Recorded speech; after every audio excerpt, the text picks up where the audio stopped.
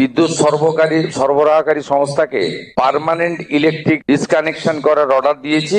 এবং সিএসসি কে বিদ্যুৎ সচিবের মাধ্যমে জানানো হয়েছে যত এই ধরনের বিল্ডিং প্ল্যান স্যাংশন নেই, অবৈধ কারখানা আছে, বিশেষ করে কসবা, তিলজলা, মমিনপুর, ইকবালপুর সহ এই এলাকাতে ইমিডিয়েটলি একটি ইন্টারনাল অডিট করে যাদের বিল্ডিং প্ল্যান স্যাংশন নেই তাদের ইলেকট্রিসিটি ডিসকানেক্ট করার জন্য আমাদের পৌর নগর উন্নয়ন সচিবকে নির্দেশ দেওয়া হয়েছে একদিনের মধ্যে ওই অবৈধ স্ট্রাকচার ভেঙে ফেলার জন্য কেএমসির উদ্যোগে কলকাতা পুলিশের সাহায্য নিয়ে, এবং একইভাবে কেএমসি কে বলা হয়েছে এই ধরনের অবৈধ বিপজ্জনক কারখানাগুলিতে জলের লাইন কেটে দেওয়ার জন্য। আমরা এতে জিরো টলারেন্সের নীতি নিচ্ছি। যারা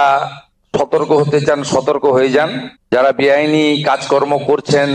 তাদেরকেও আমরা সংশোধিত হতে এবং এই ধরনের কাজ থেকে বিরত থাকার জন্য